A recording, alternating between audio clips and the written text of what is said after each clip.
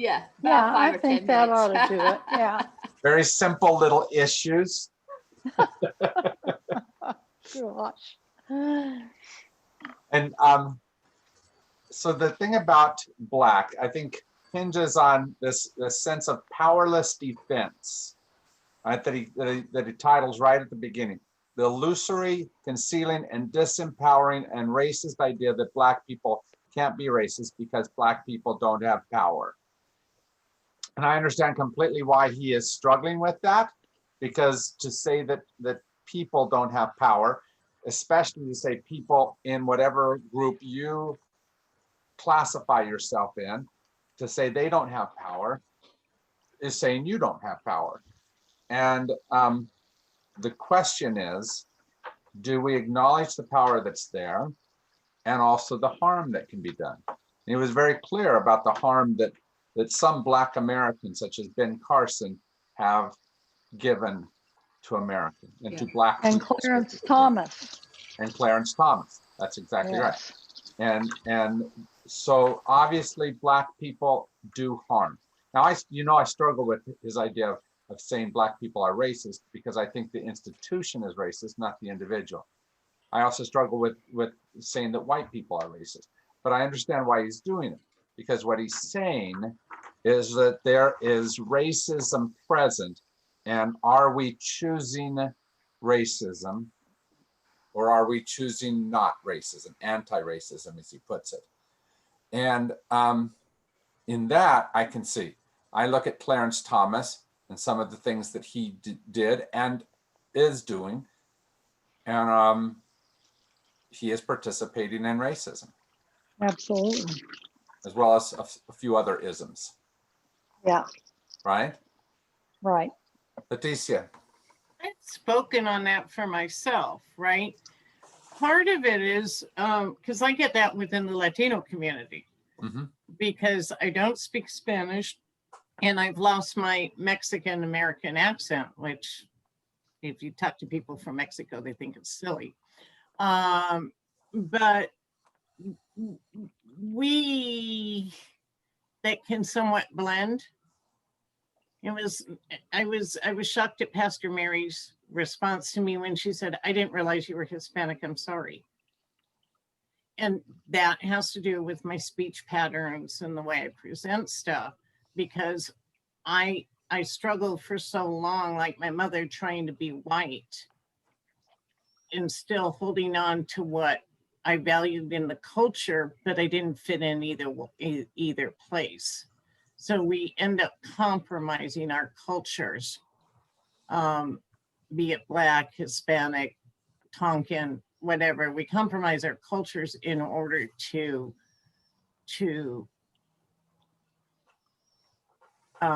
navigate through institutional racism. Yeah. And it hurts the greater community. Yeah, and in that, I get that. I'm certain that Clarence Thomas, for example, is in his racism that was talked about there, was preserving that which helped his family, those that he had ownership of. And I get that from that point of view, you give in too. But at what expense is always the question. Yeah. Right? And not everybody struggles with it. I struggled with the culture clash. Yeah. And I struggled to raise my children with more of our ethnic culture than I had. Yeah. But I still, in order to maintain a job, I had to play the racist politics in business. Yes. Sure. Yes. But in many ways, what you're talking about is the very same thing he outlined in his parents, right? Very activist as they were young, moving into blaming of the Black community, the ghetto community, so to speak, as they move forward, because that was in some ways standing in the way of. And there's no doubt that it's very difficult not to do. My mother did that. Sure, because that's my point, is that your mother does that because she doesn't want you to fall prey to whatever she sees as the the challenges of the barrio, right? And it's not that everything in the barrio is bad, but if you've escaped from it, you value the lesser challenges of not being there and the greater opportunities. Actually, it's interesting. My father's all Hispanic, a little bit of German, mostly Hispanic and Basque, right? He grew up in the barrio. Yeah. My mother's the mestizo, right? Her family's from Sonora. But she didn't grow up in the barrio. So she already came into Tucson looking at the barrio as being lower class as well, because she was raised around a lot of whites in a mining community in southern Arizona. Yeah. And she was raised in a company town, which was not your traditional company town. He really took care of them, and he didn't use the company store as a means to manipulate the people that worked for him. So she grew up with a certain amount of privilege too in that community.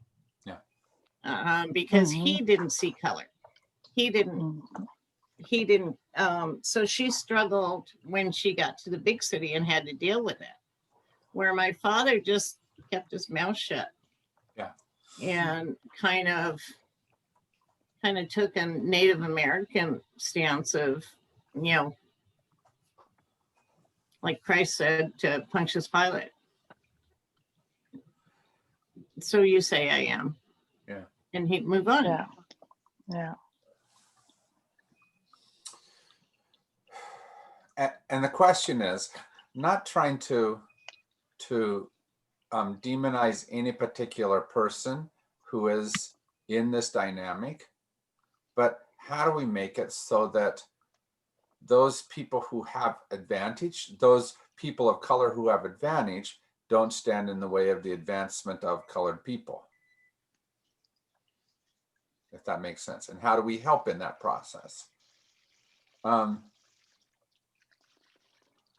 Because that's often the thing. I escape at your expense. Yeah. There's also a lot of very prominent athletes, actors, and other business people that don't do that. Well, and you're exactly right. And how do we help advance that? Because the hard part for this is I don't live in the barrio, so I don't get to influence the barrio as well or more as other people get to, right? I have the privilege of a whole lot of different things which don't allow my voice to be a definitive voice there in the barrio. But how do I help there? Yeah. At least part of it is by supporting things like JFund, right? That are doing the type of work that is continuing to do that advancement of the people there, not just of an individual person. Even have Habitat for Humanity. Even Habitat for Humanity. That helps them upgrade their homes or fix their homes so they don't fall prey to gentrification, or not as severely. I think even low-income white neighborhoods are suffering with gentrification at this point. Yeah. And as we go more into the second chapter, that's an important thing, that all of these areas are ways to be able to separate. I'm one of the good guys and you're not. Yeah. I'm one of the ones who has done the right work and you haven't yet. Or in worse places, like you said, saying there are Black people and there are niggers. And you look down on those who aren't there yet. Well, and there's really two problems here. There's the race problem, and there's also even the attitude towards poverty, even though we know that the poorest white person is probably still saying, I'm still better off, or I'm better anyway than that black person over there. But there's still, an awful lot of talk about white trash. And I have to admit, I have a prejudice when I hear Southern accents. It just drives me crazy, having grown up in the Northeast. And it's something that I'm constantly trying to be aware of my own prejudices when I hear a Southern accent. Here's the good news, Pam. Many of the people with Southern accents kind of feel the same way back at you. I know they do, and that's fine. Let me give you a different perspective, Pam. I married a man whose family was from Louisiana, from Mamou, Louisiana, right in the middle of Cajun country. And they were Cajun French. One of his uncles married his mother's sister, Uncle Delta. Went to meet him. We drove from here to Louisiana in a July week, right? So by the time I got home, between both sides, I was pretty dark. But by the time I got there, we go to meet Uncle Delta. And at one point he says, well, you're one of them Hispanics, ain't you? I said, yes, sir. He looked at my husband and said, well, at least Peter should not too dark. It was the first time. I grew up here. And yeah, we were kind of separatists in the 60s and 70s. We had our own neighborhoods for the most part. I didn't live in the barrio, but my grandmother did. And my cousins, my aunts and uncles did. And I grew up by South Point. And, but the different ethnic leadership in the city in the 60s and 70s, and I remember as a little girl and a young teen, all got together once a week, their leadership, talked about what their communities all needed and expected, and then worked together to get people into local government that would listen to them as a force for all the ethnic groups. They all worked together for scholarships for everybody, and other social programs. Casas de los Niños was created by them. Our Mariachi convention was created by all of them. So when I went out to Mamou, Louisiana, that was a shock to have somebody say that in front of me as if I wasn't there. Yeah.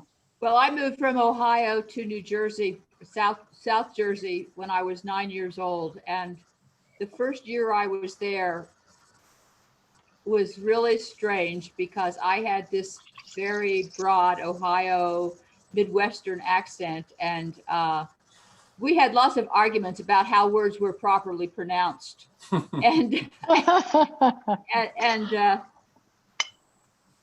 so, you know, there's always something like that. But what I was going to say to you, Letitia, is I enjoyed what you were saying, is that the community thought of what they wanted to tell the larger community what they needed and what they wanted, rather than having the larger community say, well, this is what you need in order to bring yourself up, when the community itself is who should be saying, this is what we need. And I think that, you know, that's part of this anti-racism problem, because I have to admit, I've been an assimilationist and I thought I was being a good girl because I was, you know, that I felt like bring everybody up and everybody be, you know, comfortable. And that's not good. And it wasn't until I really started reading things about what had happened to the Alaska Natives and some other indigenous groups, when either the church or the government went in and said, you can't speak your language, you can't do this, you can't do that. I realized that assimilation was not a good thing, that cultures needed to be who they were, whatever culture or whatever race they were. They needed to be who they were, but thrive as who they are. And I think that's the thing that I want to get out of this, is that I want to learn how to approach this whole problem so that people are thriving no matter where they are. I want to share you one more story. Early 80s, my dad had his first big gallery exhibition of his work.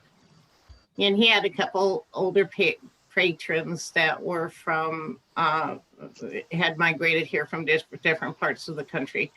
And this one woman came up to her, I was standing next to him, came up to him and said, Rudy, I just love Tucson so much. He did a lot of cityscapes. I love Tucson so much. I don't ever want it to change. And my dad very stoically turned to him and said, then go home. And I was shocked. I was shocked. And then I read who is it?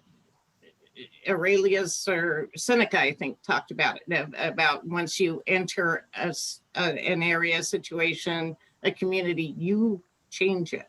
You do.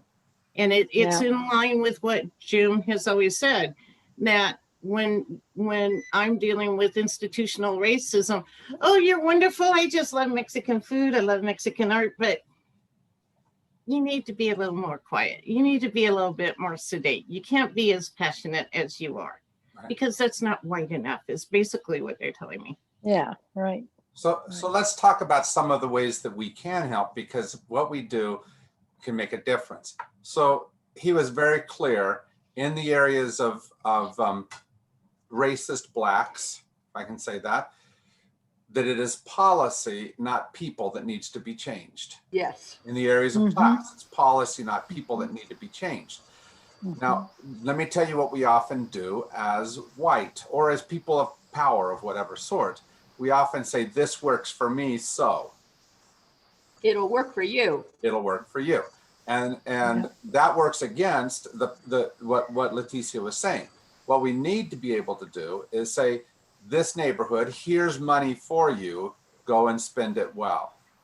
The hard part is that neighborhood will probably find ways, at least at first especially, how they spend it poorly compared to what we would do, even compared to what we would say are right norms, right?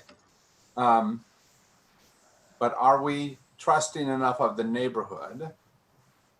Are we empowering enough of the neighborhood to allow that to happen? When they talked about welfare, didn't you love his talk about welfare and how we decided that was the great enemy, forgetting that we spend so much more money on welfare for middle Welfare class caused and upper poverty. class. Yeah, welfare caused poverty. I love that. Yeah. And it's like, how did we miss this crap as we were going through the 80s? I just don't understand. I knew that I disagreed with a lot of the politics that was going on then, but some of the statements that he has cited just. So let me tell you part of why you miss it. So through the 80s and early 90s, I was a teacher in the poor side of Glendale, Arizona, right? Hispanic neighborhood. They used to be white, right? That was rapidly changing from Anglo to Hispanic. The money in my district was much easier to spend in the northern schools. Because why?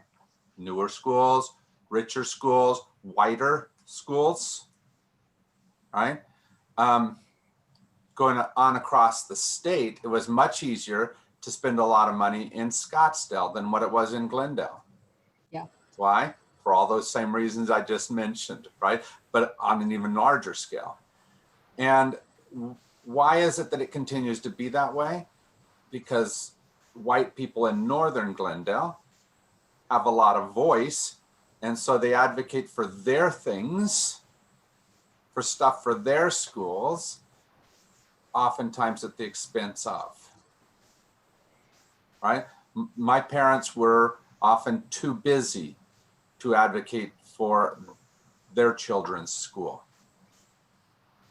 as opposed to somebody at American school, which was further north. How do we reverse that? That group of leadership that I told you about, Jim, because in the 60s, it was still from the 50s, you had segregated Asian communities, segregated Hispanic communities. I think that was true all over the country still. And Tucson Unified School District at one point was the only school district within the county,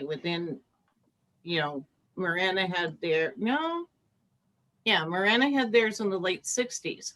But when this group started meeting, all the money was collected by the county and basically went to Tucson Unified School District and a little bit to Marana, but Oro Valley and what's that area in Orange Grove area, those were all managed through TUSD because they were unincorporated. So they made sure that the money was equally distributed among the schools because it was county money going to this county school. Marana got their percentage and then TUSD that got. We don't do that anymore. Catalina Foothills got, and that money was anybody within Catalina Foothills, it just goes there. So you got that one school with a lot of high dollar taxes getting a lot more money than the individual schools. Okay, so let me tell you partially how some of that works, why it works that way. So Glendale, as opposed to Scottsdale, it's almost completely a bedroom community. Very little industry, very little commercial.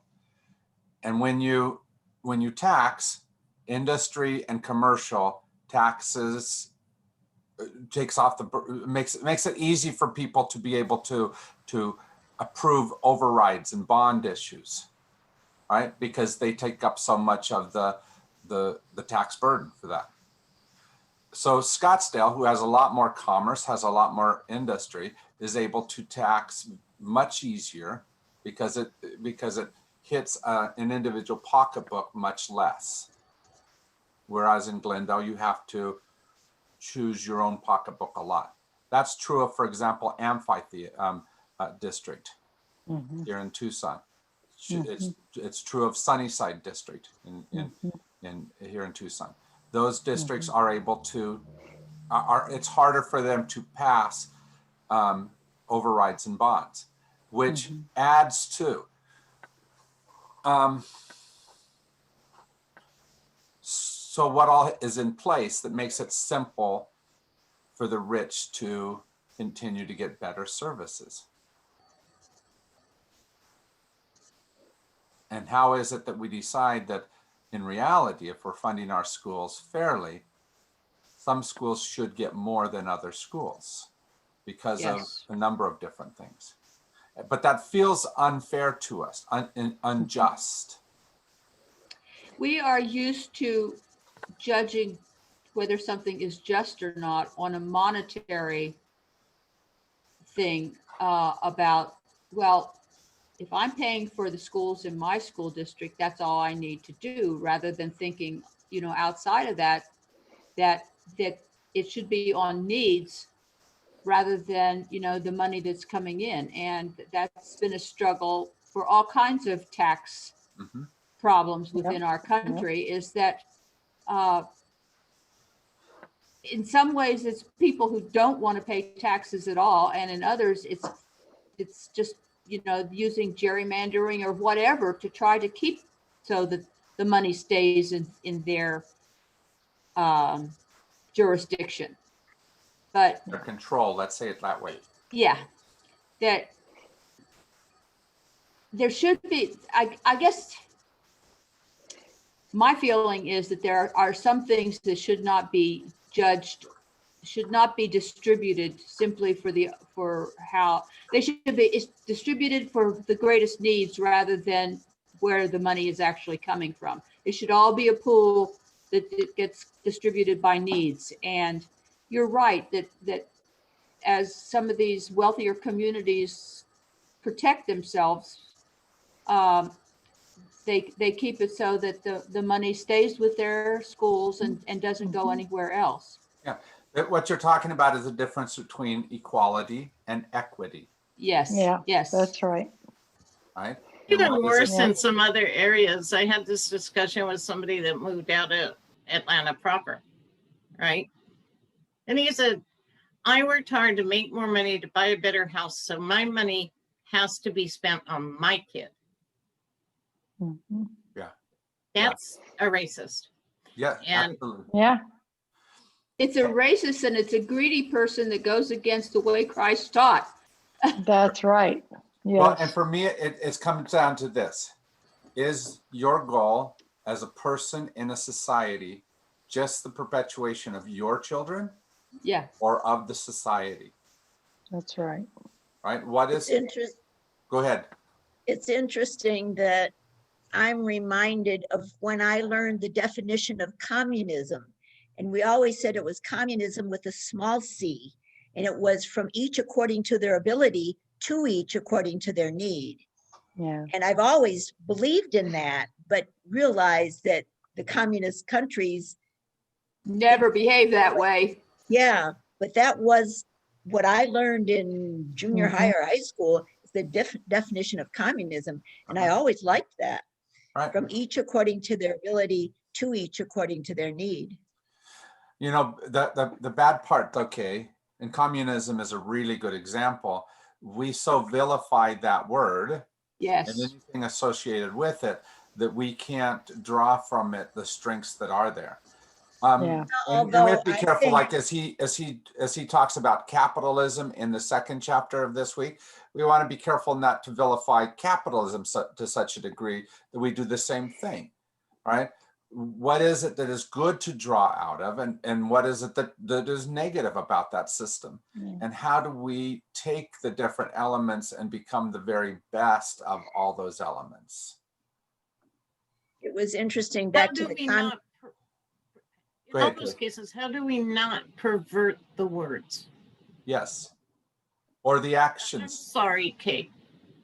Go ahead, Kate. It just was back to remembering about communism. And again, when Castro took over Cuba and was communist, everybody was antagonistic because of communism with a capital C. But if you looked at the data, for example, for healthcare, he did do it according to communism with a small c. He did do a lot more from each according to their ability to each according to their need. And the healthcare for the country got tremendously improved and other things as well. So it was very interesting to me. that's right. If you took that blackness in your mind of communism being bad away and just looked at what happened under communism with a different aspect, he did make a lot of those changes. And Mhm. I thought that was interesting. Just And it- very, it was so different from how I was trained to think about communism. Yeah, And it could be as simple as this type of thing. So going back to the school analogy that we were looking at before, if I am in an area that has an older school, has more leaks in the heating system, more older books that need to be replaced, more whatever, maybe that's part of the reason why I need a bigger chunk of the pie than a school that is brand new, is very Right. energy-wise efficient, has books that won't need to be replaced for a while, all of that type of stuff. And do we factor that in very well? It also, some of the school districts might have more children with special needs in Absolutely. terms of extra teachers or other classes. And that's often not factored in because that can be true in some of the quote lower class Sure. neighborhoods, unquote. Yeah. Or do we do this as well? Okay, so that we have the same school budget, but you have to spend it on something like special ed teachers. I get to spend it on enrichment teachers. yeah, Yes, Yeah. right. Right. AP, So- AP classes, yeah. Absolutely. And Yeah. so the second case actually gets another step forward at the expense of. Go ahead.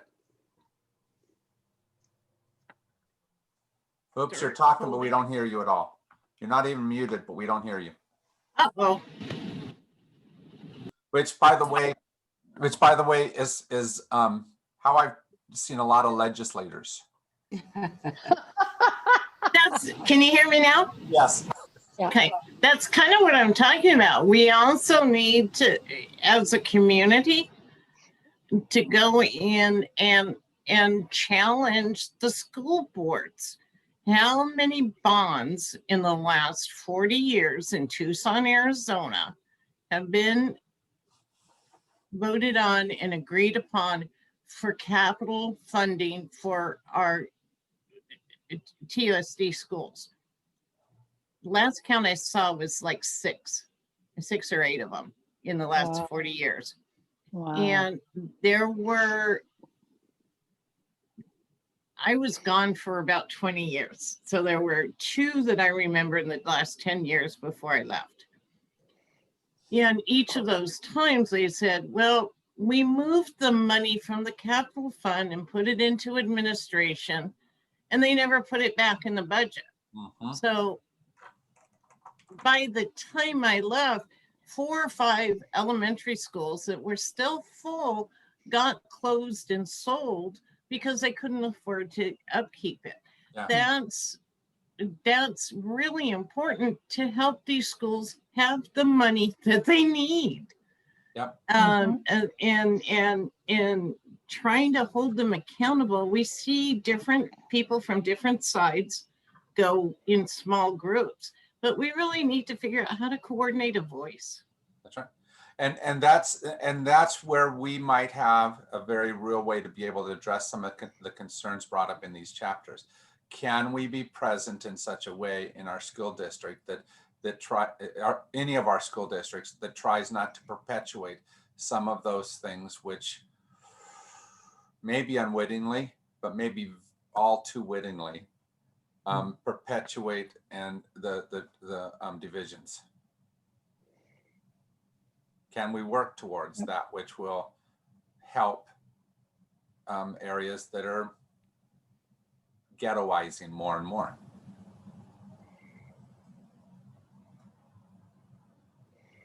The one thing I learned working in a barrio was I had just as many intelligent kids and just as many struggling kids as any other place, right? Populations don't tend to be dumber because they're poorer or smarter because they're richer, right?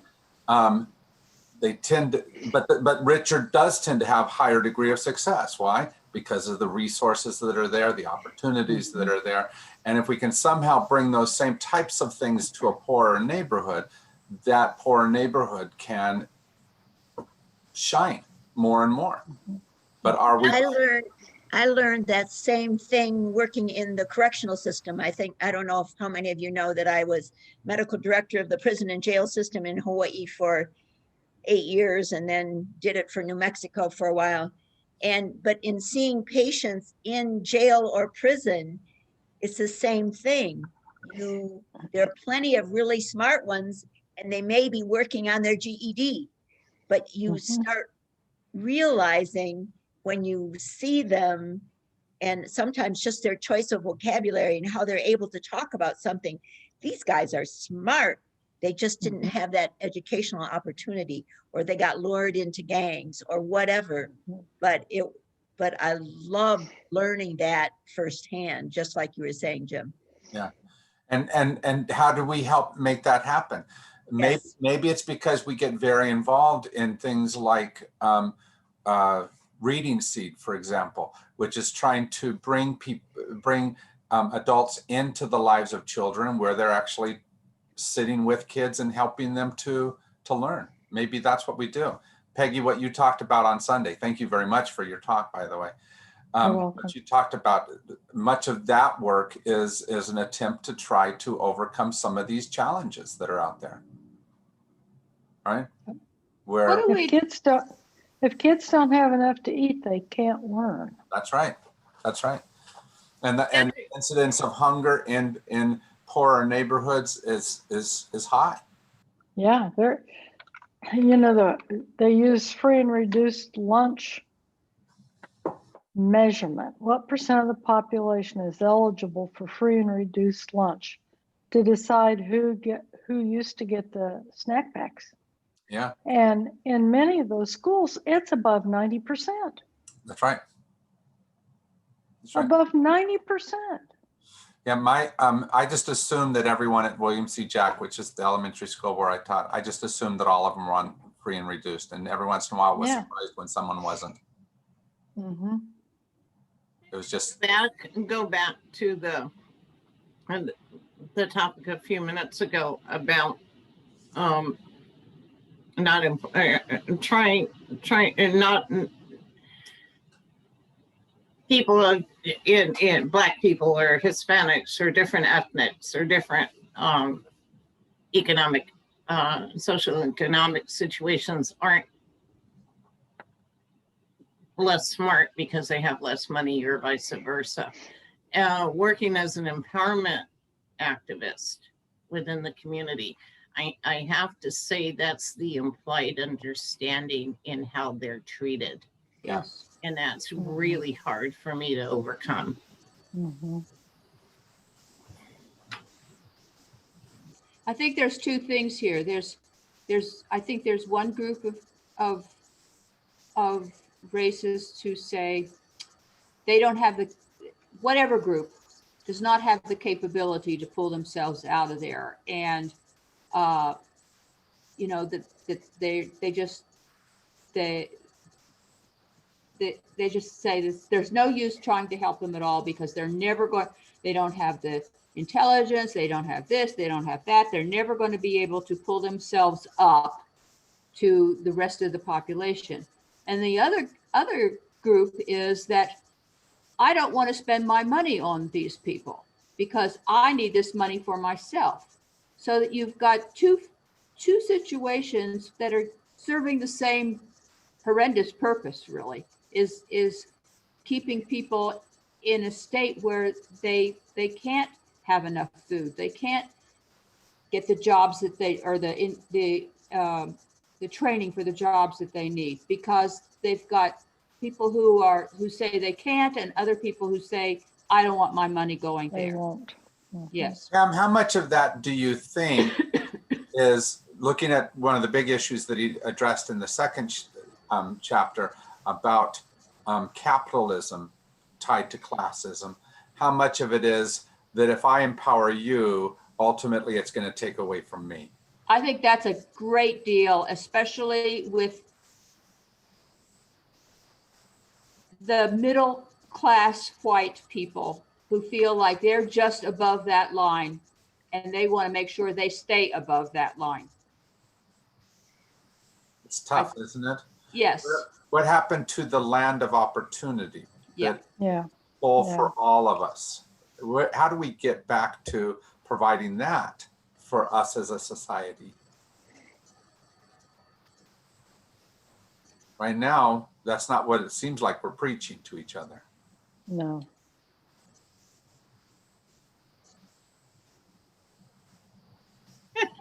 I know I have said this several times since we started this study that I've become so disheartened really since Mr. Trump came in especially, but even before that when people started making horrible racist remarks even before Trump came in there. I had thought we had at least quieted these thoughts, and now people feel free to make these comments out loud on the internet, anywhere. Anywhere. And I think that it helps them reinforce each other in their racism, in their thoughts, and I don't know how to approach somebody like that. And there are many people who feel that way, yet they may know people or have friends of that other culture, that other race, that they know on a personal basis, that it's like they can separate it out, those people I know and those other people. Mhm. And I wish we could get to the point where we could think of those other people, bring them into the fold. Yeah. I do think, Pam, that oftentimes people project onto those other people what they want those other people to look like too. Yeah, all my black friends tell me this. Well, I'm not certain that's true. And I'm also not certain that they're telling you the truth because they don't trust you. Because that's right. what Yeah, you presented to them, right? And Yeah. how do we, but we hear sometimes what we want to hear from the people around us. Yeah. Go ahead. I love the internet for what it can do for us, like this, right? yeah, But think about what the world was like before 1995. yeah, We have a sub society on the internet in that and people have been free to say whatever they want. Yeah. And one of the things that I get lambasted a lot because I question how there are groups, there are segments of our society, young and old, that have been disenfranchised from society. And the internet has a lot to do with that. We've seen more violence, we've seen more violence among young people. Like Jim is saying, how do we get out and help our local community? We're missing a lot by not being in front of each other. mhm, And it's not just COVID. It's how we've went to a music. It was a ministry conference.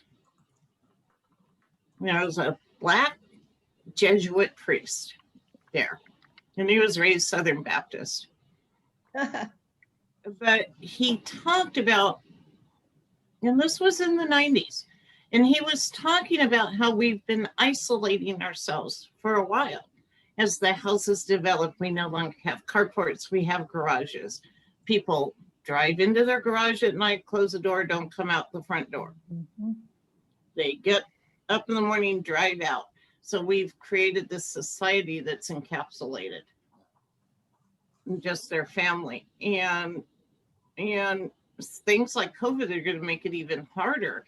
But Jim, that's the best way to teach kids, right? To be in front of them. Mhm. Absolutely. The hard part about that is at what expense, like do teachers Yeah. get infected more often and whatnot. But yes, you're right. Being in a situation. But speaking of that, let me just say one of the things that all teachers know is that lower class size would make a difference. But you know what happens? All the studies show that lower class size doesn't make a difference. You know why? Teachers don't tend to change their teaching techniques because they have less kids in the classroom. And if you have lower class size, it means you have to do something different with those kids than what you would have done if you had, if you have 16 instead of 24, you have to choose what is it that I can do now that I wouldn't have done there. But if I continue to take the easy routes, it's the same thing in issues like this. What do we do that changes us, where I change, not just change the funding system, but where I change to be able to make it easier for some neighborhoods to succeed than what they currently have. And it means changing drastically some of our thoughts about what happens there. But we're so wedded to the way things have always been done. Yes. And we're wedded to things like capitalism, the success of money. And is there a way to unwed ourselves enough from that to be able to make it so we start making different choices? I must say that every time I hear people who are promoting small businesses, it makes me feel good. Although I have to admit, during COVID, I have done a lot of buying on Amazon just so I don't have to go into a store. Yeah. And so, I feel guilty about that, but I need to protect myself and my husband too. I would like to go back to the power chapter for just a second, because I thought of something when I was reading it and I just wanted to bring it up. And he was talking about, when some Black people became either congressmen or they became wealthy, are the few of the wealthy Black that that they had this their own brand of racism, anti-Black racism. And the thought occurred to me that, as women had to really push and sort of scream and yell to get into the workplace, to get higher positions in the workplace, there were people who said, oh, this is going to be wonderful for the workplace because it will be the workplace will be a kinder and gentler place. And for the most part, that's not what happened. Women had to start behaving like men in order to get those jobs. And that makes me wonder if that isn't part of this sort of reverse, or this racism of the Black people or whatever group with power, that in order to get those positions of power, they've had to become that other group. That's right. The people who most easily succeed in a white world, who are of color, are those who can most easily emulate whiteness.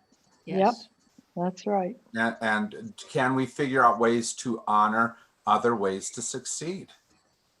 Yeah. Agreed. No matter what color you are. I sat on a board for a Hispanic chamber, and I said, why don't we recruit some of our accountants to do banking classes, basic accounting classes for our small businesses? It was a Hispanic chamber.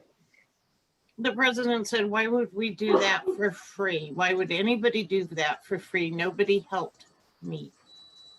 Yeah. So there's an element of greed. There's an element of, I got my piece of the pie. Yeah. And it happens in all ethnic groups all the way across. Yes. Absolutely. Yeah. But how do we start setting up things? For example, I believe that Hispanics are really good at more cooperative community type of situations. How do we set up things within our community that allows us to reward that? To be able to allow a different voice to begin to emerge from that community, rather than the more dictatorial top down that we've often taught each other in the United States. I think it'll happen because we get involved in the politics, we get involved in the institutions, and we begin expecting something different. Go ahead. Start supporting those groups, whether they're artistic groups or business groups that are already doing that.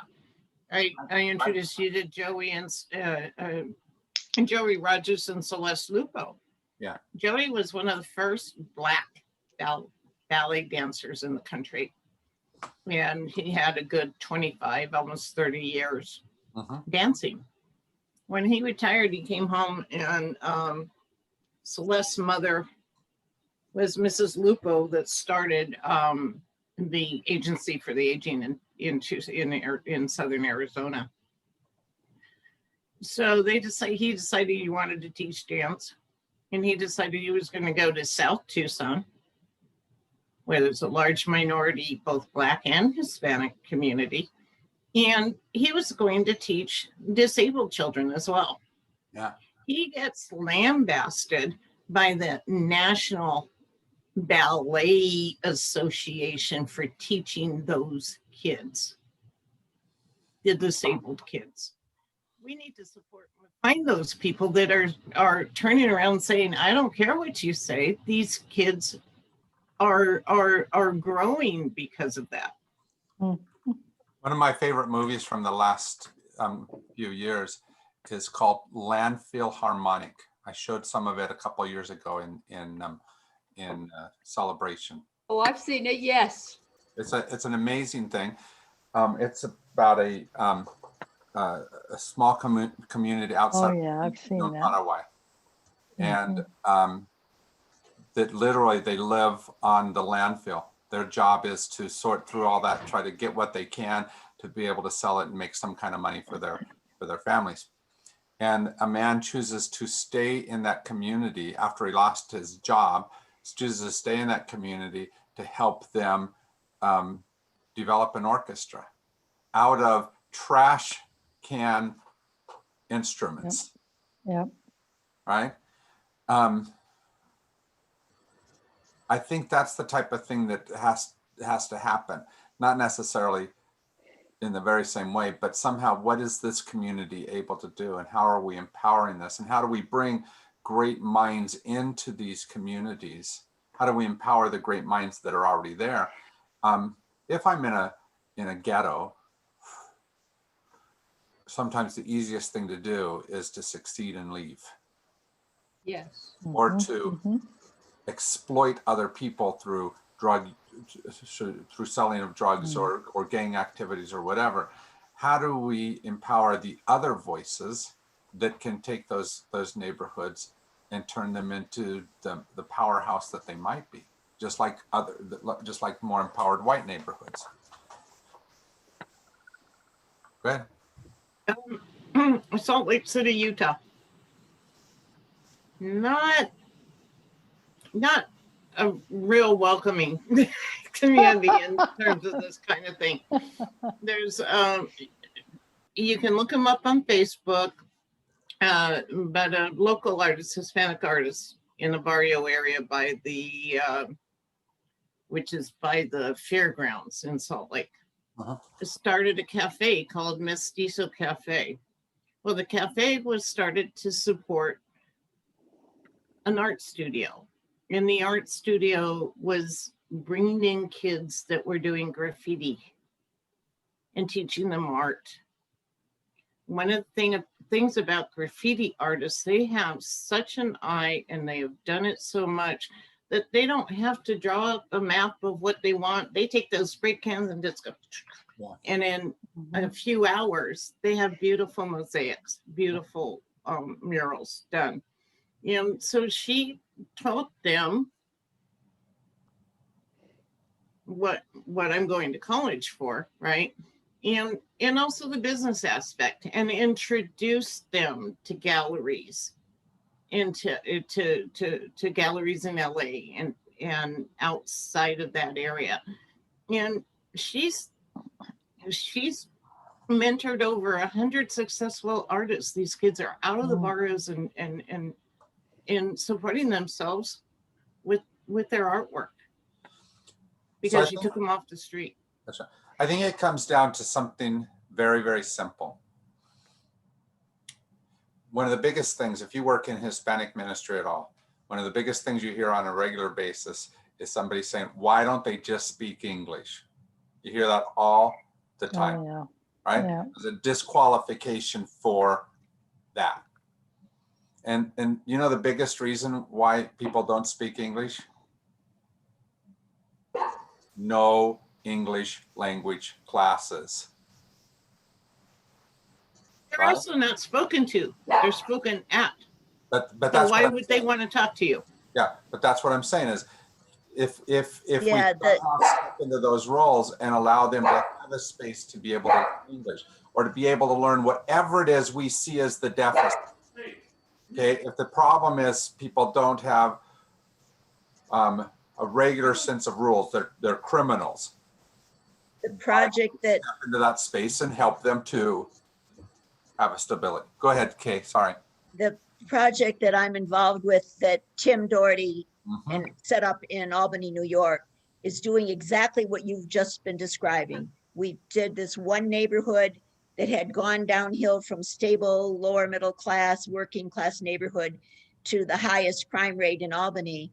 But by getting these houses that had been vacated or were being dumped, or slum landlords, renovating them and renting them to the refugee population. So it's become a very much more stable, the crime rate has gone down. And then we got this building at the end of the block that's the Refugee Welcome Center. And the first thing we did, of course, was offer ESL classes. Nice. And so, and the other thing, they were offered around the community, but not in their own neighborhood. And what we found they needed was childcare, because the kids, the women were mostly single moms, and they had little kids at home. the kids that were in school were learning English fine, but the moms were stuck at home with the babies. So we offered childcare to offer the ESL, and they came in droves. We couldn't begin to manage the numbers of classes that were needed, and they loved it. They just loved it. And we had a lot of volunteer teachers once they found out about the program, and certified ESL teachers that were delighted to come and teach in this refugee neighborhood. And to see the change in the English usage I've seen in many of those families myself over time, and can call up one of the moms on the phone and check in with her and see how she's doing. Whereas a few years ago, her English wouldn't have been good enough for me to do that. And it's just been amazing. It's been amazing. Well, we've come to the end of our time. Just kind of try to remember that at least part of the answer to class issues is, are you doing whatever you can to do some things like this? Are you making opportunities available where there haven't been? Are you overcoming obstacles or taking away the obstacles that are keeping people stuck inside of a thing? That's something we can do. We can look at changing policies that begin doing that. Do we expect more funding from our city into ESL programs, for example? Do we expect less money going to the rich areas and more there, right? All of those kinds of things. That's what we have to fight towards. I want to do one more thing before you leave. I want to show you an email, not show it to you, but read to you part of an email that I got today. It said, a total of 25 music teachers from 24 cities across 16 states have been announced as semifinalists, selected from almost 2,000 initial nominations submitted from all 50 states for the 2020 Music Educator Award by the Recording Academy and Grammy Museum. And one of those 25 music teachers is from Tucson, Arizona. Is in the Catalina foothills. And her name is Trish Moore. Yeah, that's great. Good for her. Oh, is it? Say again who it is. Your voice faded. It is Trisha. Yeah. Wow. So congratulations to Great. her if you get a chance. Yeah. Send some. I will. Oh my God. Thank you. We have her email address with our St. Francis directory. Perfect. Yeah. Yeah. So one of 25 people across the nation, which is pretty cool. That's very cool. amazing. All right, my friends, you take care of you. Thank you for your discussion today. Bye-bye. Thank you. Bye.